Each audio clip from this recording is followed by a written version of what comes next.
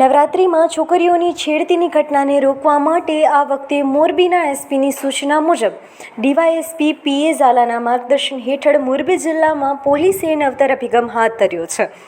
નવરાત્રિ દરમિયાન છોકરીઓની છેડતીની ઘટના રોકવા માટે મહિલા પોલીસની ટીમ દ્વારા ટ્રેડિશનલ વસ્ત્રોમાં ગરબાના સ્થળે જઈને ત્યારે મહિલાઓ સાથે ગરબા રમશે અને ત્યાં કોઈપણ શખ્સ દ્વારા રોમિયોગીરી કરવામાં આવતી હોવાનું ધ્યાને આવશે તો પોલીસ દ્વારા તેની સામે કાયદેસરની કાર્યવાહી કરવામાં આવશે। મોરબી જિલ્લામાં કુલ મળીને 9 ટીમ કાર્યરત કરવામાં આવી છે અને તે પહેલાં નોરતાથી જ મહિલા પોલીસ અધિકારીઓ મહિલા પોલીસ કોન્સ્ટેબલ સહિતના ટ્રેડિશનલ ડ્રેસ સાથે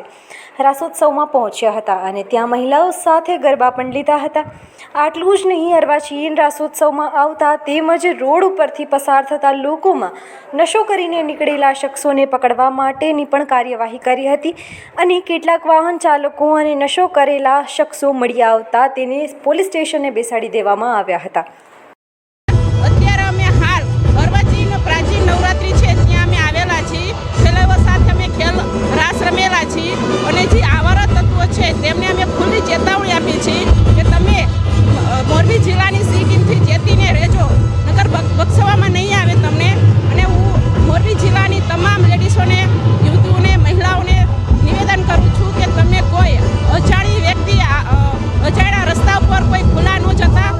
બને ત્યાં સુધી તમારા ફેમિલી સાથે, ગ્રુપ સાથે નવરાત્રિ રમવા જાજો। અમે મોરબી જિલ્લા સી ટીમ તરફથી ફરજ બજાવી રહ્યા છીએ। મોરબી જિલ્લા પોલીસ અધિક્ષક સાહેબ શ્રી રાવ ત્રિપાઠી સર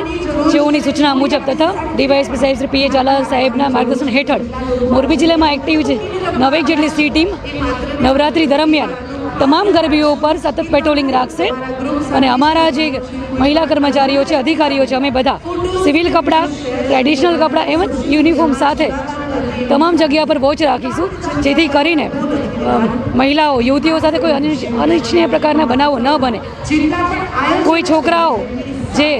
આપણે અસામાજિક તત્વો કહી શકીએ કે રોમિયોગીરી કરતા કહી શકીએ એ પ્રકારના વ્યક્તિઓ દ્વારા ખેલૈયાઓને કોઈ હેરાનગતિ ન થાય, ઇવન સામાન્ય પબ્લિકને પણ કોઈ હેરાનગતિ ન થાય એને ધ્યાને લઈને આજે અમે આ સતત પેટ્રોલિંગ રાખી રહ્યા છીએ। એમ જ જે અમારા ટ્રેડિશનલ ડ્રેસમાં જે છોકરીઓ કે જે કર્મચારીઓ છે તે ગરબીઓની અંદર ગરબા રમવા જઈને એ લોકો પર વોચ રાખશે અને જરૂર જણાયે કાયદેસરની કાર્યવાહી કરવામાં આવશે।